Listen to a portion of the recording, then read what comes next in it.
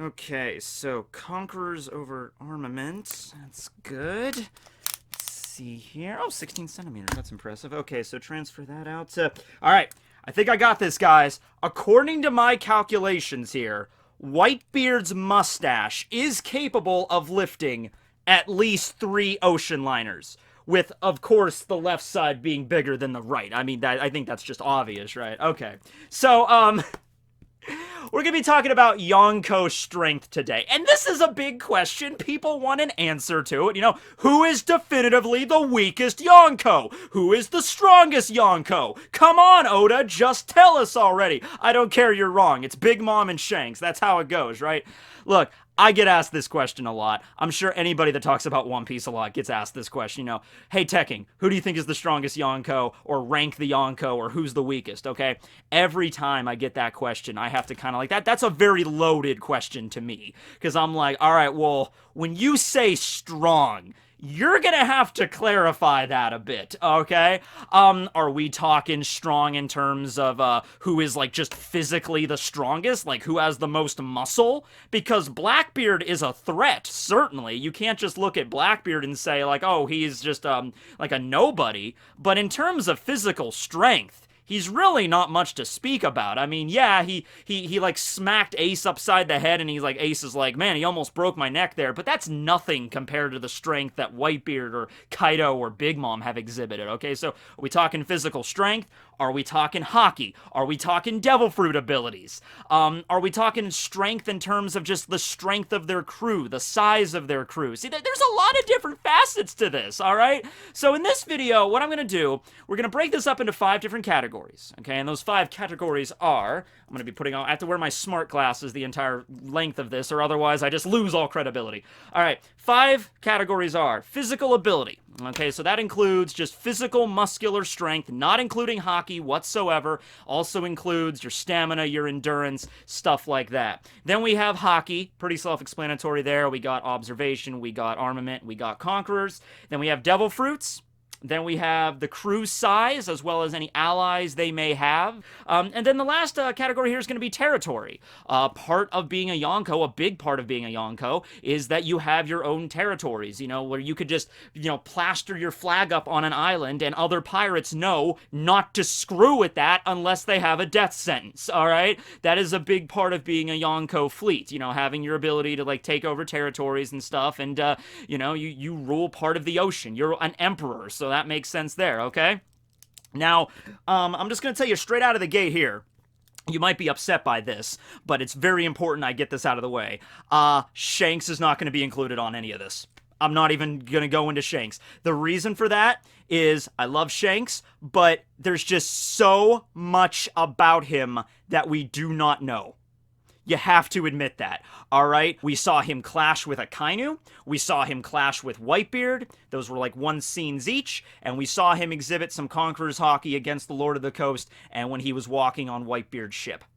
That was pretty much it. We know he fought with Mihawk. We have not seen that fight. We don't know how that fight went. I'm assuming it wasn't like a death match because both of them are still alive.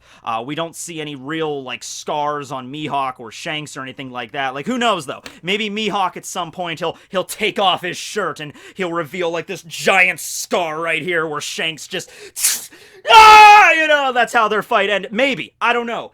I feel so uncomfortable putting Shanks anywhere here. We know he doesn't have a devil fruit. That was revealed in a magazine. Also in that magazine, it was revealed that he has the highest bounty out of all of the Yonko. Alright, he has a higher bounty than Kaido and Big Mom, and of course, we're aware that actually in that same article, Kaido and Big Mom's bounty were talked to be over 2 billion. Blackbeard's bounty is around 2 billion, so it seems like, yeah, Shanks has the highest bounty out of the Yonko. However, that is not even close to the same thing as Oda coming out and saying, oh yeah, Shanks is objectively the strongest Yonko. He could defeat any of the Yonko in one-on-one. He has better Haki. He's physically stronger, all that stuff. That's not even close to coming out with that. All that's saying is that Shanks has the highest bounty out of the Yonko, alright? That is not enough for me to go on here, okay? He's really strong. No duh, that's obvious, okay? He was able to clash with Akainu and Whitebeard. No, he's strong, okay? We all know that, right? Of course he's strong. Does he have stronger Haki than Kaido? I like to think he does, but I don't feel comfortable just like, oh yeah, well, Shanks obviously has higher, Haki than Big Mom and Kaido, so he ranks higher. We just don't know that much about him. Later on, when we do find more about Shanks, I am perfectly, happy making another video, including him in this roster in the same basic premise in the 5 categories. But for right now, we're just looking at Whitebeard at Marineford, because the same deal with Whitebeard in his prime. We haven't seen Whitebeard and when he was age 30, fighting against Roger or whatever. I would have loved to see that, I'm sure. And we can infer, based on how much damage he took and how much devastation he laid waste to Marineford during that arc, we can infer how much stronger he was in his prime, but we just don't know. So we're talking Marineford, Whitebeard, we're talking Kaido and Big Mom, pretty much as they are right now, because that's when we, saw what they could do.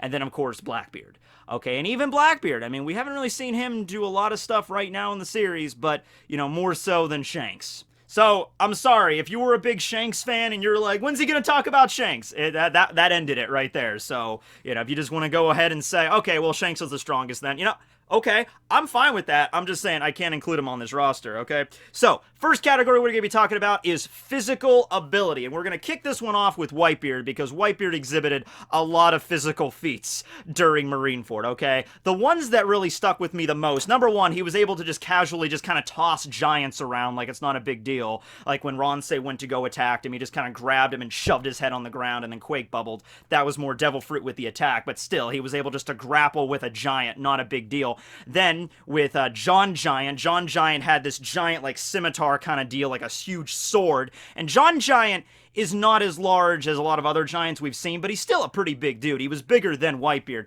Takes out this giant sword and is like, Whitebeard! And then he goes to clash it down, and Whitebeard just kind of like one-handed with his Bicento, just kind of block that. He was able to, just with one arm, just, stop a paddle ship, just boom!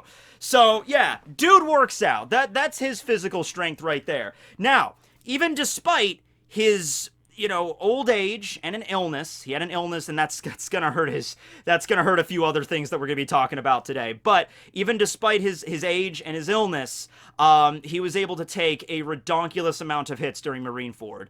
At the end of the war, that epic scene where you see his body, the narrator goes through all of the cannonballs, all of the bullets, all of the stab wounds, every single thing that happened to Whitebeard during the war, and it was a very high number. He tanked all of that, plus 2 solid hits from Akainu, one right in his chest and another one right to his face. Alright, so physical abilities, even at Marineford, very high.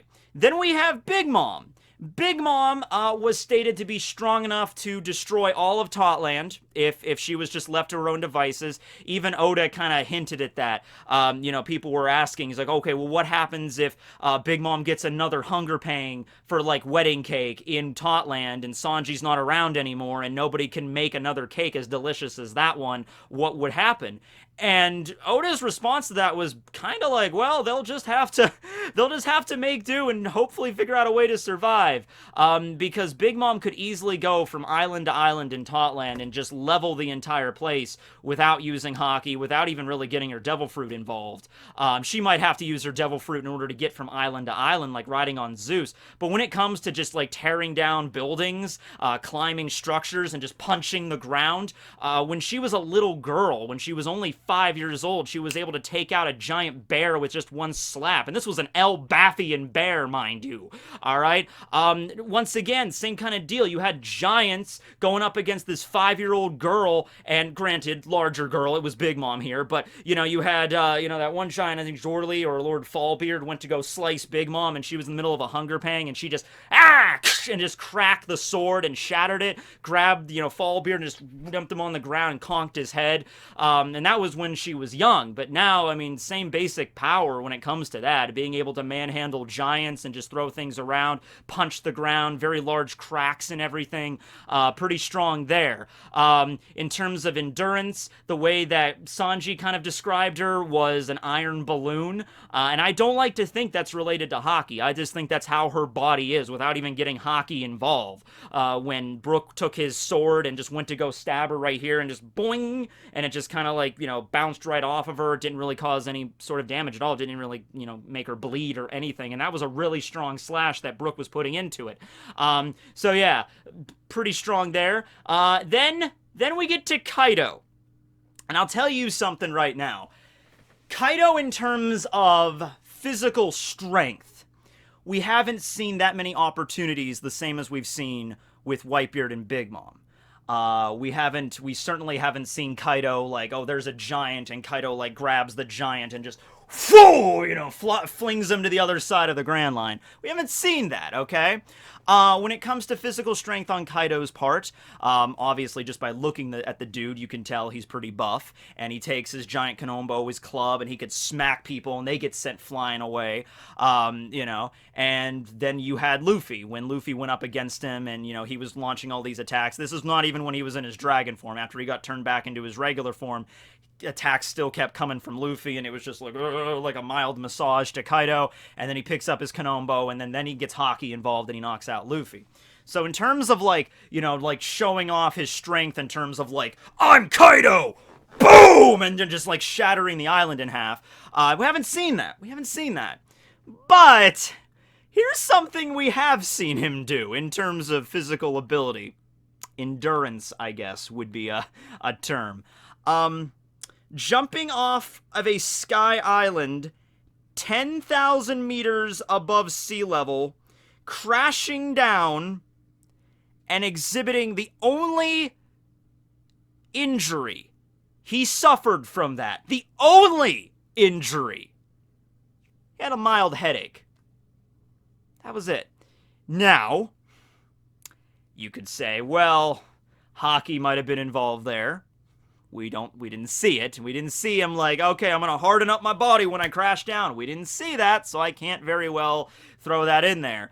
And the way that Oda was, and that was his big introduction, of course, like, okay, how am I gonna introduce Kaido into the story? I'm gonna have him jump off of a sky island 10,000 meters up. I'm gonna have him crash down and exhibit no external injuries and only complain about a mild headache. And then, as of course this is going on, the narrator is speaking, and he's just like, if it's one-on-one, always bet on Kaido, or if it's one-on-one, Kaido will win. He's referred to as the strongest beast in the world, or the strongest creature. Also keep in mind, Whitebeard was referred to as the strongest man alive, Kaido as the strongest beast. Alright? This might just be personal opinion on that sense, but when I'm looking at those two, strongest man, strongest beast, I'm thinking of strongest beast as, the higher tier there. Okay, I'm throwing that out there, right? You could disagree with that, that's fine. But that to me is next level. All right, I mean, Whitebeard, blocking giant blows, throwing giants around. Big Mom, same deal. Punches that can level buildings. I mean, that's all really impressive, no duh. But jumping off of that sky island in like the terminal velocity and like a meteor just crashing down and exhibiting no external injuries from that. I tried to calculate this. I wanted to figure out a way to like how much energy that was when he crashed down like that. I got the height. It was 10,000 meters. We just don't know Kaido's mass. That's the problem. You really need to figure out mass for that. We don't know the dimensions of Kaido. We don't even know his height. It was never something that was actually shown or, explained yet by Oda in a data book or anything. Artor over at the Library of Ohara is really good at this, like measuring all the characters' heights and those charts and everything. So right here, we can see his general height. Now, of course, this isn't exact, but he's somewhere around the 6-meter mark. That's around 20 feet. That's like 19.7 feet. Not as big as a giant. Not even as big as the shortest giant. Not even as big as Big Mom. Even slightly smaller than Whitebeard here.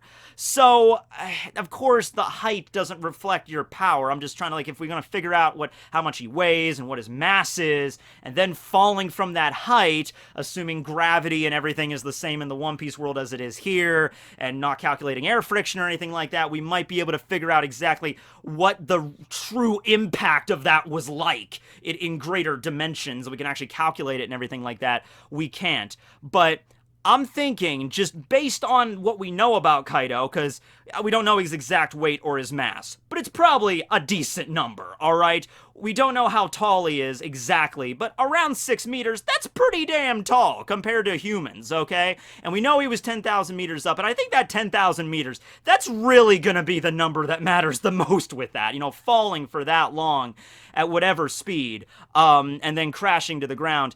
To me, that is an entirely different world, almost literally, because he jumped off of a sky island. That is an entirely different world than just punching a building and having the building fall, or blocking a giant, or throwing a giant in another direction. Falling from that height at that speed, that, to me, that just takes the cake. Now, before I definitively say it, let's discuss Blackbeard. Blackbeard, you know, he's not weak. It's just he has a low pain threshold whenever he gets hit. So even if it's just like you could take a dagger and just nick him, and it really wouldn't do a lot of damage, but it would hurt him. He'd be like, ah, man, oh. You know, so that's completely different, though. Just because he has a low pain threshold doesn't mean he has, you know, low endurance. He doesn't. Every time he's been hit or set on fire by Ace or whatever, he's been able to get back up fairly quickly after he gets over the pain and stuff. He can get back up no problem. Getting a jet pistol from Luffy right into a wall, he kind of brushed that off and it hurt, but he's just like, ugh. All right, whatever. And he continued onward, okay? So he does have endurance. And he is decently strong. When he was fighting Ace, you know, he went to go attack Ace and kind of hit him right here in the neck. And Ace was like, oh, man, that almost broke my neck. Like, he was a pretty strong dude. But is Blackbeard capable of, like, bench pressing a giant, which, like, Big Mom and Kaido and Whitebeard are most certainly capable of doing? No. I just don't think he's capable of that. He can take some hits, and he just has a low pain threshold, which I think some people might refer to him as weak in that regard, but he isn't. But he's just not on that same level. I just, you know, he's not even close to that. So when it comes to just physical abilities, I would go Kaido at the top, Big Mom and Whitebeard. At least Whitebeard we've seen at Marineford, a little bit more on equal keel there, followed by Blackbeard at the end. Okay, so that's my look there for physical ability. Now, moving on to Haki. This might actually, maybe not surprise you, if you've read the story, of course. It's just that when it comes to a straight-up brawl with Haki, really exerting yourself when it comes to the Yonko, haven't really seen that all too often. They can use it, most certainly. Okay, let's just look at this. Okay, so going back to Whitebeard again. Armament Haki. It's a little bit trickier with this, because in Marineford, you know, Haki wasn't shown yet as, like, the black arms or black blades or anything like that. But he was still, nevertheless, using it. It's just, it makes it a little bit more difficult to tell when he was using it against which enemies. Of course, he used it against Aokiji, because people, like, verbalized it when he took his Bicento and went to go ram it through Aokiji. People mentioned, like, oh, he got attacked with Haki, is he gonna be okay? And of course, Aokiji used, like, oh, he just turned his center of his body into, like, a hole, and, like, the ice swirling around. That's how he avoided that attack. Okay, so of course there was Haki there, of course. When it comes to Conquerors, Whitebeard does indeed have Conqueror's Haki, except his illness actually prevented him from using it. I completely forgot about this scene, but there was a scene during Marineford when the fighting was in the middle of the war, and Sengoku was like, okay, screw the timetables, we're not doing it, we're just ending it now, we're executing Ace immediately. And so the two executioners take out their blades to go bring them down, and so during this moment, Whitebeard's looking up at Ace, and he's just kind of like, oh, you think I can't stop something like that? And it seems like Whitebeard is about to go and release his Conquerors to knock out the two executioners, but his illness prevents him from doing it at that point. And then, instead, you have Luffy, who also has Conquerors, not very well trained in it, not trained at all at that point, but he uses the Conquerors, and then that knocks out the Executioners instead. And you had the end of that chapter where Whitebeard was like, he's like, this brat here, you know? Alright, so, Whitebeard does have Conquerors, but his advanced age, and that's the Whitebeard we're looking at in this analysis here, due to his advanced age, he might be able to use it sometimes, but it's just one of those things, it's kind of like Uketake's sickness in Bleach. You know, sometimes Uketake goes to use a Zanpakuto or goes to fight or launch Aikido and it's like, alright, here I go. Not every time, but sometimes. And that's a major handicap. Because you figure when, you know, the fire was lit and it's time to go and Ace is right about to get sliced, this is the moment where you need to use it, and his illness got in the way and he couldn't use it. So that's not looking good for Whitebeard there in that state. Then it comes to observation. I don't believe Whitebeard has it. All the Yonko pretty much have it. It's just that I don't think we really saw him use it in any major way, other than maybe just, you know, the general sense. Actually, there was when Squardo was about to run him through, who he did, and Whitebeard didn't even see that coming. And I think Marco off to the side even mentioned, like, that's really weird for a Yonko to get hit that easily. So that might be another example of his age or his illness taking effect there, and his observation isn't as good as it once was, because Squarto was able to attack him in that way. So, Haki, when it comes to Whitebeard, especially in his advanced age, it's not looking too good there. Yeah. So then, we have Big Mom.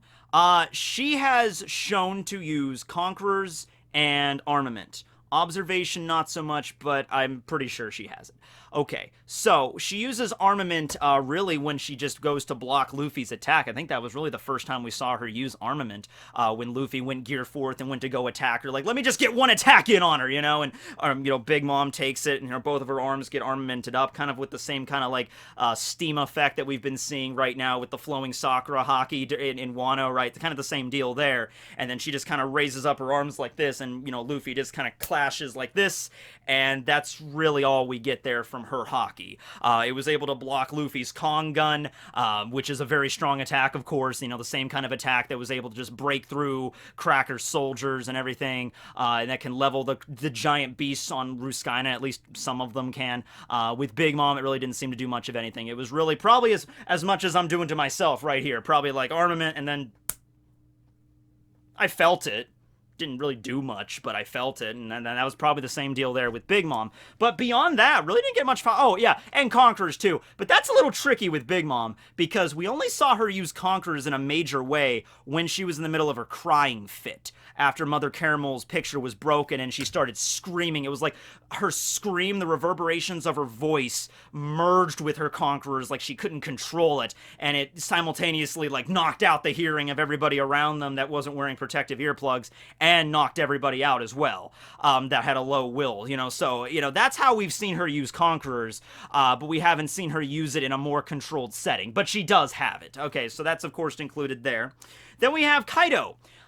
This is a little bit tricky. All right, Kaido, we haven't seen observation from Kaido, really, at all. Armament, yes. When he went to go use his club, his Kanombo against Luffy, he hockeyed up his club to strike Luffy and knock him down because he was in Gear 4th at that point, and that, one-shotted Luffy right there, the one-shot mace. Conquerors. This is the tricky part. When Kaido went to go hit Luffy with that club, there was, like, that black electricity emanating off of it. Very similar to the same kind of electricity we saw when Luffy clashed with Chinzhou, when Luffy clashed with Doflamingo, and when Luffy clashed with Katakuri. So, if we're just gonna go with that, and for the sake that he is Kaido, he is an emperor, I'm okay with all of the emperors having conquerors. Like, if anybody would, if any group of people would have it uniformly, it would be the Yonko, right?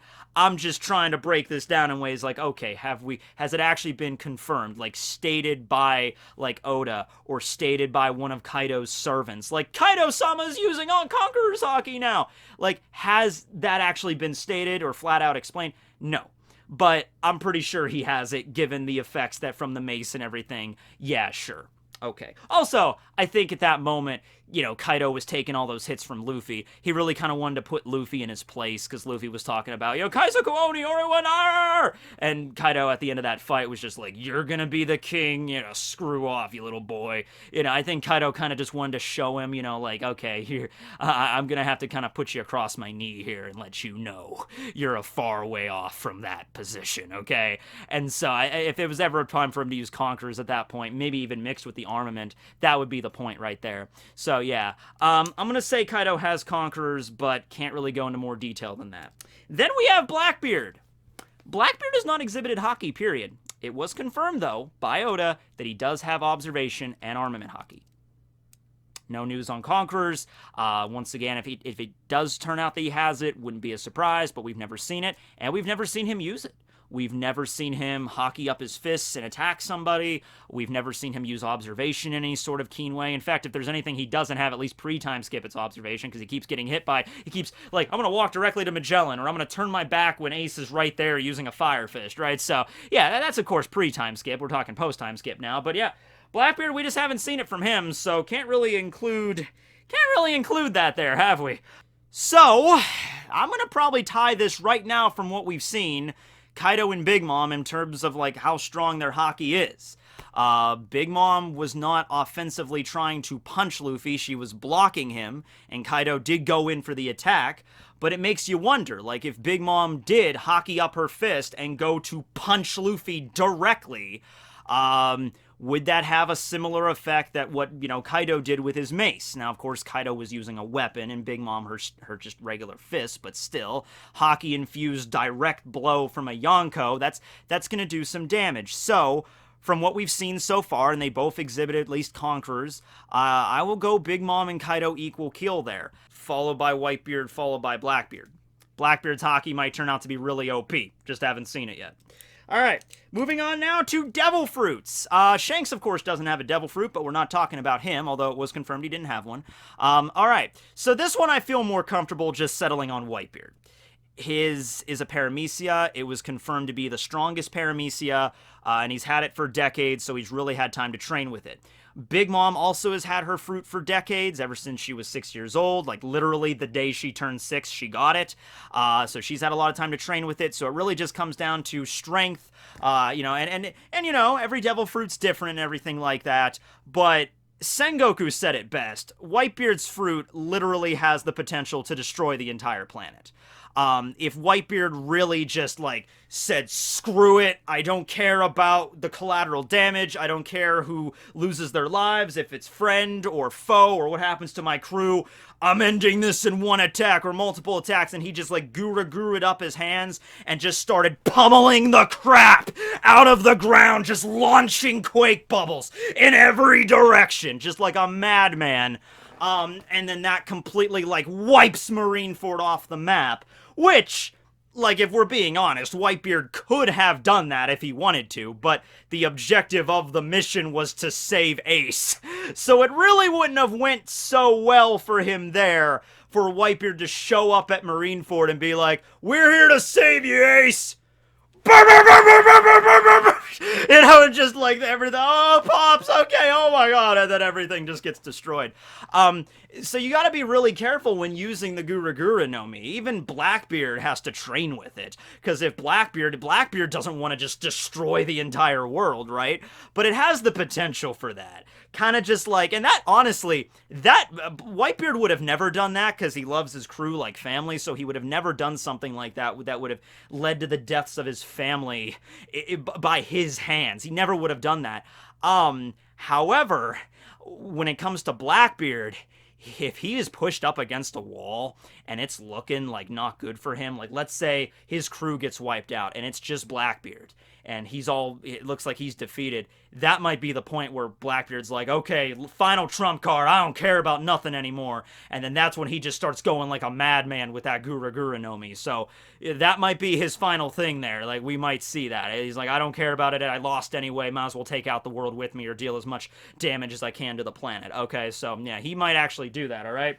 Now, Big Mom's is strong in the sense that she can basically make, infinite is kind of a really powerful word to throw around here, but, for all intents and purposes, when it comes to her needs, an endless supply of troops. She can make animals into homies to help fight. She can turn fire into, homies and natural weather patterns into, command the elements. It's really strong there, but does it have the same raw power as Whitebeard's? No, it doesn't. And unlike his Haki, because, we saw the Haki diminished quite a bit during Marineford, the observation example and the Conqueror's example there. But when it comes to his Devil Fruit, it still seemed to pack a decent punch there, okay? And you know what the really crazy thing is? You could even still say that his Devil Fruit powers were stronger in his heyday. And even despite his advanced age and illness, oh man, I could only destroy an entire island. Man, I'm not in shape. That's still impressive, but that's what we saw at Marineford, alright? So I'm not even saying that was, oh yeah, the Gura that he uses now is the same level of power when he was in his, 30s, but it's still powerful enough to get the job done and could still level multiple islands. Kaido's power, we've only really seen it once. He can turn into a dragon. Kaido is a dragon. Did you know that? Okay. Yeah, Kaido is a dragon.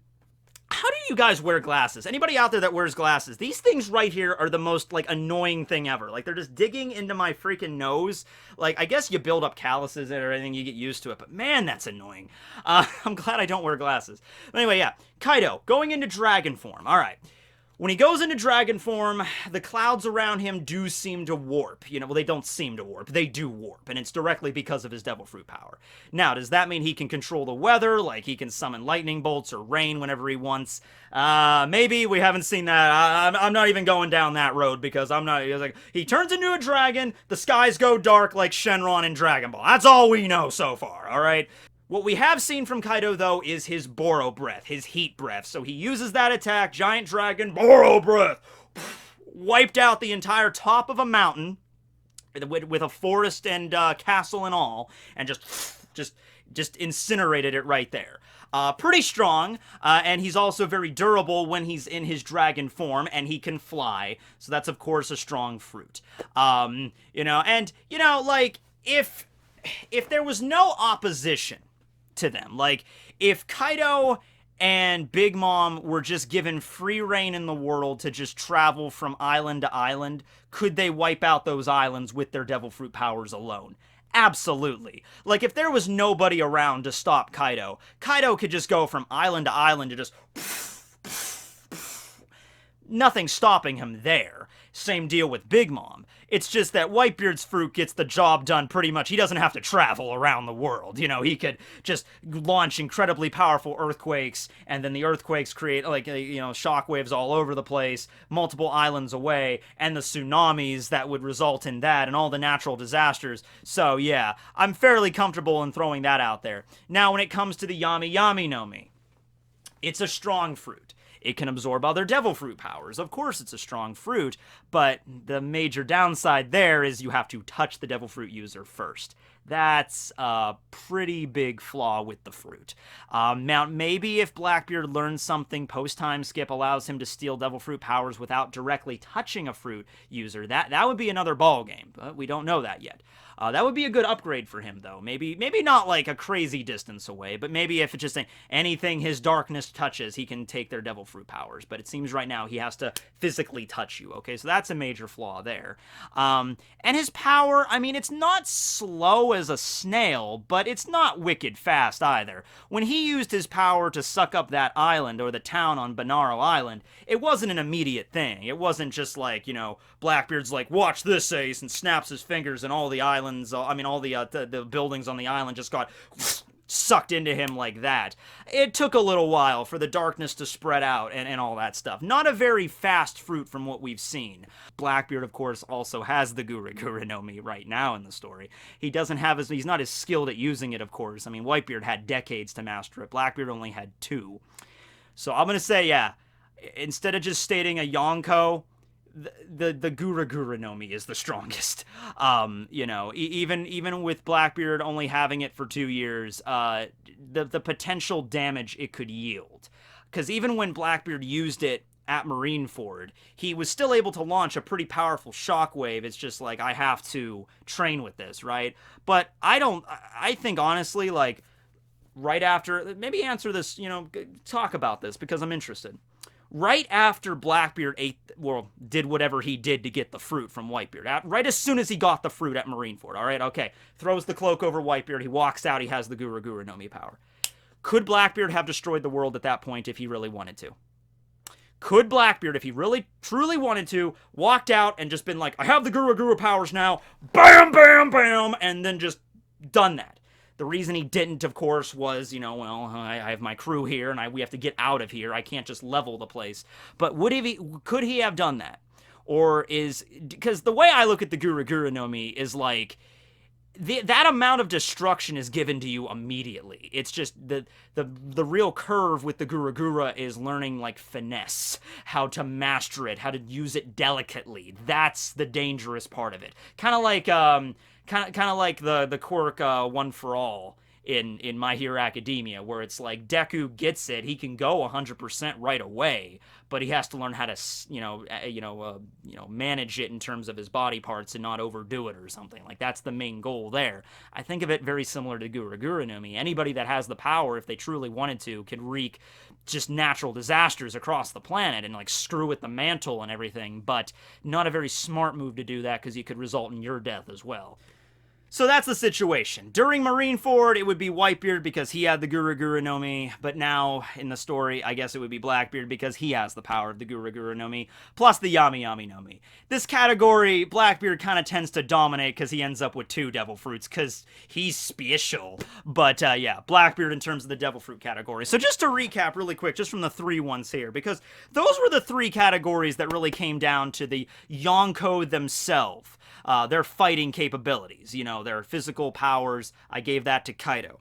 Haki, I kind of tied that with Big Mom and Kaido right now from what we have seen. And then Devil Fruit powers, Blackbeard, just because he has 2. So just a recap there. The other 2 categories, we have their crews and allies and their territories that they control. So, tell you what, I was going to do Cruise next. Let's leave Cruise for last. All right, so yeah, Cruise. Not Tom Cruise. Like, oh yes. So, who would win in a fight? Whitebeard or Tom Cruise? Well, we got that's a loaded question too. Are we talking Mission Impossible Tom Cruise? Okay, all right. So, let's talk about their territories right now. Okay. So, every Yonko, every single one that we've seen, including Shanks, has islands that they don't directly govern, like they're not there ruling over the islands. They have islands that is part of their territory, where they throw up their flags and they're like, hey, don't screw with this place. If you do, you're going to be answering to Big Mom, or you're going to be answering to Kaido. Every single Yonko has that. Whitebeard back in his day had Fishman Island, and he had Food Vaulton, and he had a few other islands we've seen. Shanks has that, at least that one island that Bartolomeo landed on. He also has a jungle island that he was chilling out when Mihawk found Luffy's wanted poster, when we also had that icy snowy island that Ace found him at. When it comes to Big Mom, right now she has Fishman Island, and there's probably a few other islands in her territory that she uses to procure food, supplies and things like that. Okay, so that's Big Mom's territory. When it comes to Kaido's territories, he had that one island with the weird shaped mountains that Karabu landed on, where X-Drake was at, those mountains with like the streaks, and Scotch was on. He had that one island that was his territory there.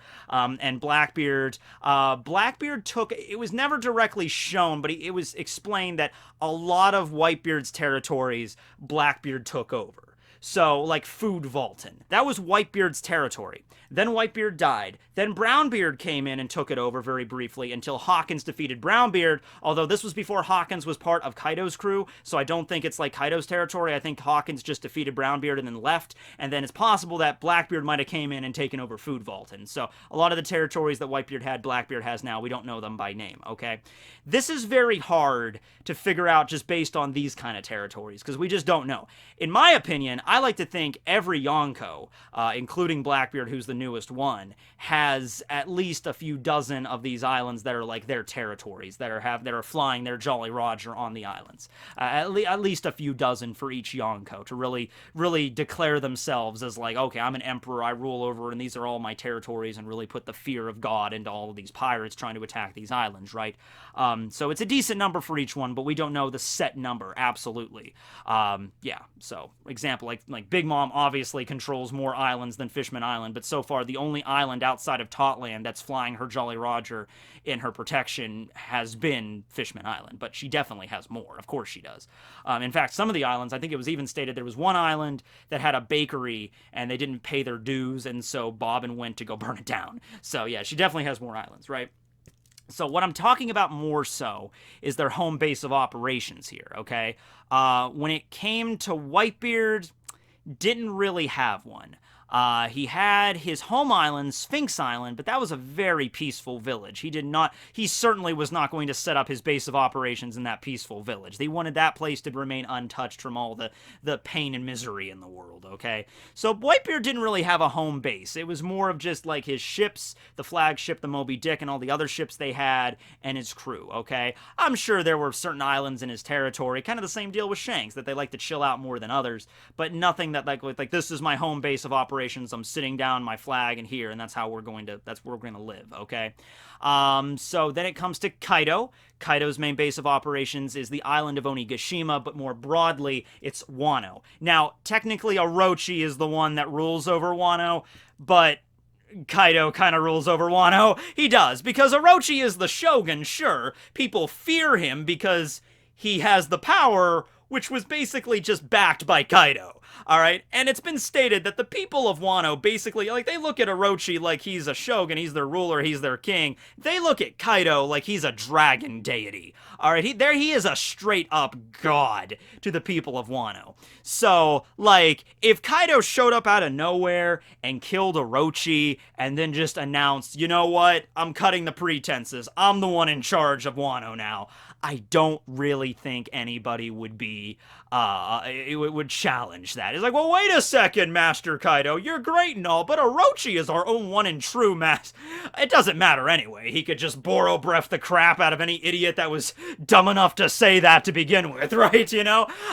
So yeah, it's better to say, like, you know, the people of Wano consider him a dragon god. He rules over Onigashima, this giant skull-shaped fortress. Wano's a pretty big land. It has a lot of really strong samurai. And I mean, even if you don't want to do the whole, like, him wiping out Orochi and taking over, all Kaido has to do is just go up to Orochi and be like, yo, Orochi, you're going to get your strongest samurai together, you're going to send them to Onigashima, because I'm going to use them to fight for this battle.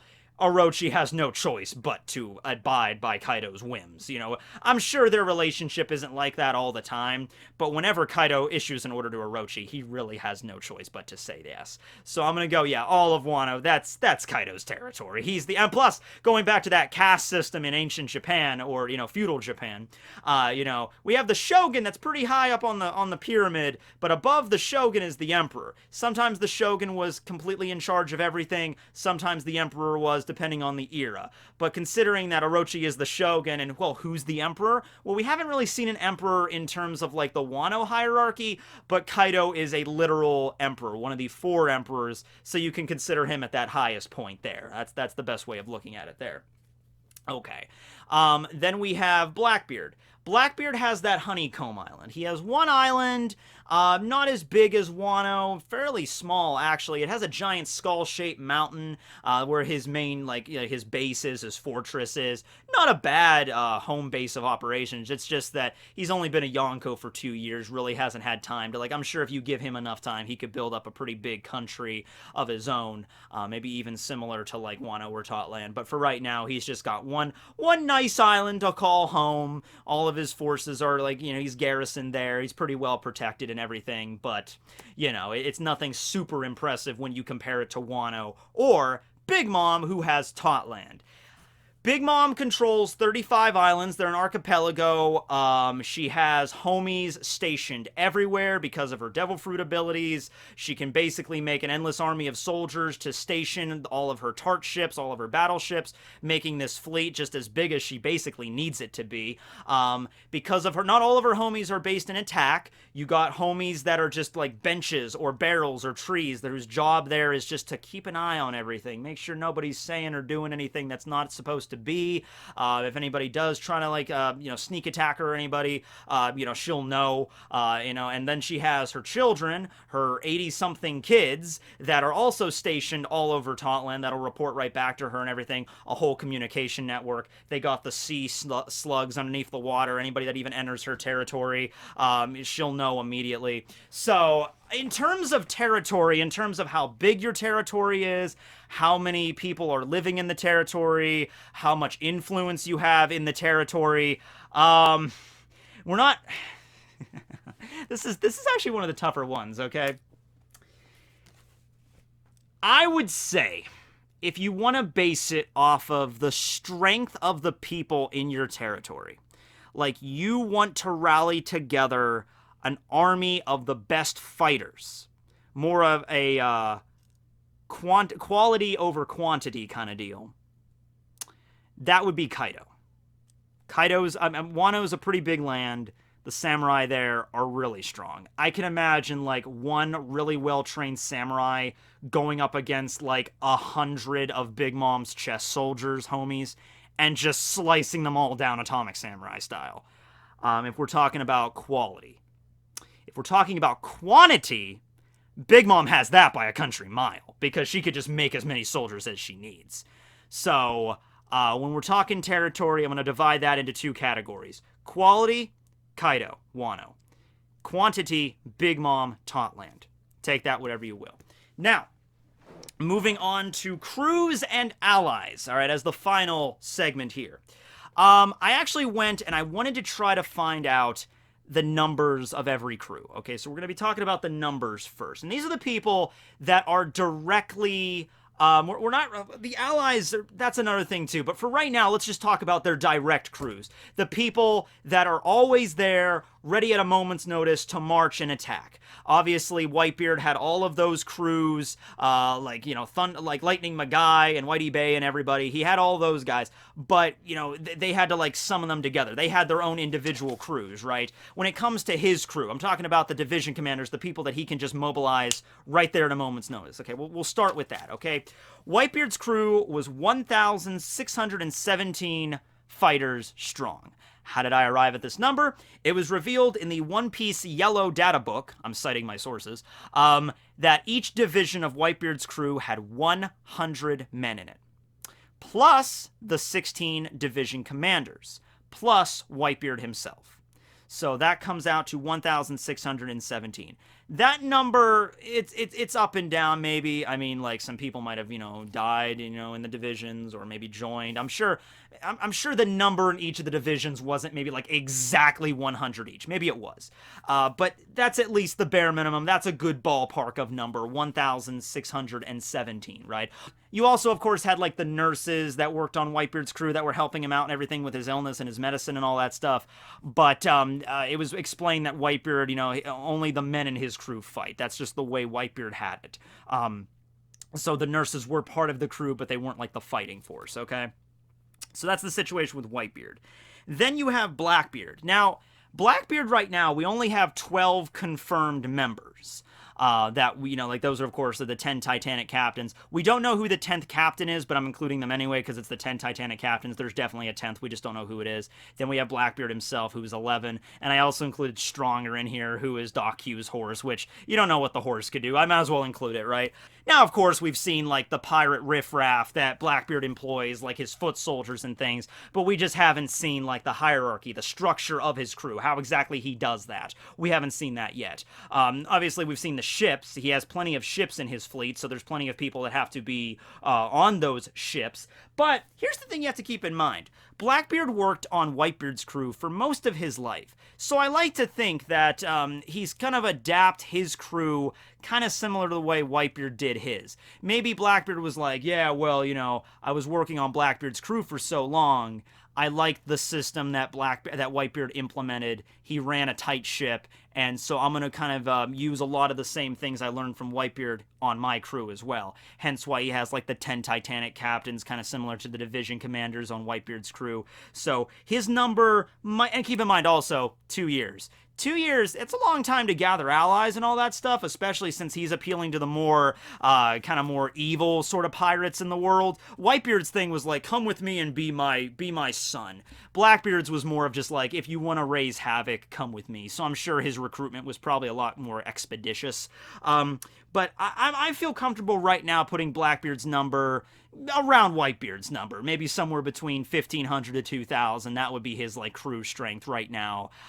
You know, just recruiting everybody, just like, you want to raise havoc, you want to go and take out other crews and the government, come with me. And I'm sure he would gather a lot of people there. Also, if you're incorporating Moria right now, Moria and his Kage no Mi powers, whether or not Moria is just working for I keep messing them up. Whether or not Moria is working for Blackbeard and using his shadow powers to make zombies, like an army of zombies, kind of the same deal with Big Mom is you can have kind of an endless supply of soldiers. Either that, or they killed Moria, took his fruit, and gave it to somebody else, one of the 10 Titanic captains, like Vasco Shot or somebody, and they're using that power to make an endless army of zombies. They definitely have zombies under their employ right now. We haven't seen the full scope of that, though, so right now I feel comfortable right around the Whitebeard number, okay? Around like 15 to 2,000, around that.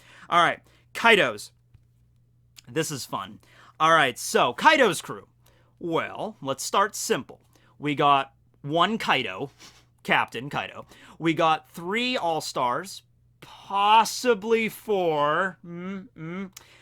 We got 6 of the flying headliners, the 6 strongest headliners, and the headliners we have seen so far, this isn't even close to being a complete number. We've seen 9 headliners, not including the 6 flying headliners, okay? So we got 1 plus 3 plus 6 plus 9. Great. We also have 500 gifters. It was explained he has an army, I think it was even explained he has an army of over 500 gifters, artificial devil fruit users on his crew. Now, we've seen quite a few of them, but not even close to 500. But I'm just going to go with that number because Wano's a pretty big place, and I imagine a lot of the bulk of Kaido's forces are probably on Onigashima, and we just haven't seen Onigashima. Plus, you got Kaido's ships probably sailing all over the world. There's probably a bunch of the gifters on there. So, yeah, 500 gifters, I think that's a solid number. But also, you know what's more terrifying about that? Do you know how we just recently learned what the byproducts of creating one gifter are, or one user of a smile fruit? The way that it was explained is, for every 1 gifter, that's like a 90% rate. You line up 10 people and you give them 1 devil fruit, and out of those 10 people, only 1 person becomes a gifter. The other 9 becomes pleasures. So, I mean, not necessarily, I guess, but the way I'm looking at this, for every 1 gifter you have 9 pleasures. Now, pleasures are not, they're not super powered or anything like that. They're really just a bunch of really sadistic guys that just smile and laugh, you know, maniacally, that just have regular weapons, like, you know, swords and spears and shields and things, and they're just like, but they're still soldiers in Kaido's employ, and if there's 9 pleasures created for every 1 gifter, that would come out to 4,500 pleasures. Once again, maybe, you know, it's like, oh man, I'm sure some of them have died and maybe attacks and stuff and everything like that. But just going by the raw numbers, that's 4,500. So that's a lot. And then, of course, we're not even done yet. We have Drake, Apu, and Hawkins' crews that all merged together. We don't know how many members on each of those there were. And then we have the waiters. Not the waiters like, oh, here is your filet mignon, man. No. Okay. I went from a fancy French waiter to a Jamaican waiter there. It's like, yes, how you doing here? Here you go, man. Here's your... All right, fine, whatever. So, yeah. We have waiters as well. Waiters are like the bottom of the barrel there. They're waiting in line for an opportunity to even eat a smile, right? So I would like to think the waiters are probably even more plentiful than the pleasures, who are more plentiful than the smile users and the gifters. So Kaido's crew, just based off that first that pleasure number alone, 4,500, that's a pretty sizable number there. And then, of course, ending us out, we have Big Mom, once again, who can create this endless amount of homies, right? And the homies vary in strength. It depends what you're turning into a homie, right? If you're turning a refrigerator into a homie, probably not going to be super strong. If you're turning a bear into a homie, going to be probably decently strong, right? But if we're just going by the immediate crew that they have there, not based on allies or anything like that. So if we're separating Kaido here from the samurai of Wano, like if Kaido doesn't ask for Orochi's help, doesn't ask for any of the samurai from Wano, if we're just going by his crew strength, the beast pirates themselves, compared to Big Mom's, I guess just the Big Mom pirates themselves, who would be stronger in that regard? I gotta give it to Kaido. Because, yeah, she has a lot of homies. She has a lot of fighters in her employ. You know, when it comes to the heavy hitters, of course, you can have, like, King square up against Katakuri. You can have Queen square up against Smoothie. Those sort of matchups are like that. But when it comes down to the majority of your forces, chess soldiers, just regular combatants in her pirate crew against the smile users of Kaido's crew, I would bet more money on Kaido there. I would. It was like, here's an army of 500 or more artificial devil fruit users, like Baba Nuki and stuff, and you know, they're not all like super strong, but once again, they all have artificial powers, just up against chess soldiers, and just like animal homies and things. I would bet more money on Kaido. That's how I would do it. Now, getting the allies involved here. When it comes to allies, of course, Whitebeard had that huge fleet behind him. There were easily a dozen pirate crews that were under his employ there. With Blackbeard, the only known ally, well, there's two. One's Peachbeard, but he got wiped out by the Revolutionary Commanders, so he's not really around anymore. And then we had Aokiji, who we don't really know the allegiances with that right now, but we'll just take it at face value. Let's just say Aokiji went over to the dark side and is working with Blackbeard right now, and if Blackbeard orders him to help him out with something, Aokiji would do it. Let's just take that at face value. So he has an admiral working for him as far as we're concerned right now. With Big Mom, she did have the fire tank pirates, but not anymore. And with Kaido, we have the Samurai of Wano that he can enlist if he really needs their power, and like the Yakuza and everything like that. Now, with all that information at hand, I would say Kaido is still pretty close to being on top with that, but I would have to give the edge in terms of like your ally powers, like your full strength together. Like let's do this Batman, let's do this prep time, you know? It's just like a pirate fleet attacks you. You have no prep time. You only have to rely on the crew that you have with you. All right, great. Then you have like, let's say a month of prep time. You know, you have prep time to gather all your allies together like that. So Blackbeard would have time to call up Aokiji and get him out there. And then you have Kaido having time to go over to Orochi and ally with that and get all the samurai ready to go. And then you have Whitebeard enough time to gather up all of his allies in the new world. With that being said, I would say it would be up to Whitebeard and Kaido. And I want you to imagine that right now. Kaido with his entire crew, plus all his samurai that Orochi gave him. And then you had Whitebeard with his division commanders, his divisions, plus all of the fleets that were at Marineford. You have those guys going up against each other. Yeah, that would be a fight for the ages. Like, no duh, right? That would be so intense. Man, that's so rough, because the Samurai of Wano are so strong. But considering maybe, well, the Samurai of Wano might consider Kaido to be a god, but the people under Whitebeard's command view him as more of like a father, which might actually work better, because the people of Wano might consider Kaido to be like a vengeful deity, and they might be scared of him, and they might follow him out of that fear. When it comes to Whitebeard, it's more of like a respect as a father figure. So in terms of allies, I'm going to go with Whitebeard. I'm fairly comfortable with that. Okay, so in that situation. So I kind of created a sixth category. I grouped in the crew and the allies category together. I really should have made those separate things. So in terms of physical ability, I gave that to Kaido for, you know, strength and endurance and things like that. Then in Haki, I kind of gave that to Big Mom and Kaido, sort of on an even keel there from what we've seen so far. And then we have Devil Fruit. I gave that to Blackbeard because he's kind of cheating and he has two, or Whitebeard back when he had his fruit during Marineford. And then in terms of territory, I gave that to Big Mom. In terms of crew, I gave that to Kaido. And in terms of expanded crew, or like including every single ally you have together, I gave that to Whitebeard. All right, so yeah. I like the way that this turned out, mostly because it wasn't just one person dominating every single category, you know? It really comes down to the fact of, like, depending on how you view a particular Yonko, they're strong in one aspect, maybe not super strong in the others. In terms of, like, having a really big territory to rule over, that's Big Mom. When it comes to Whitebeard or Blackbeard, not really so much, you know what I mean? When it comes to straight-up Haki, we really haven't seen Blackbeard do anything with that. When it comes to Whitebeard, he was really sick during Marineford, but when it came to Kaido, you know, one-shot mace and then Big Mom blocking the attack from Luffy. So yeah, that's the situation there. So, feel free to comment below. I'm aware you will. And just let me know what you think about the video. Give me your thoughts. And when we ever find out more about Shanks, I'll make another video including him, and I'll go through the same categories with Shanks. Same deal here, and restructure that list. But yeah, I didn't really feel comfortable putting him on here because there's just so much unknown stuff that we don't know. We just don't know about Shanks. Okay. Well, anyway, thanks for watching, everybody. This will be Tekking signing out. I'm taking off these glasses because, God, they're annoying. All right. Later, everybody.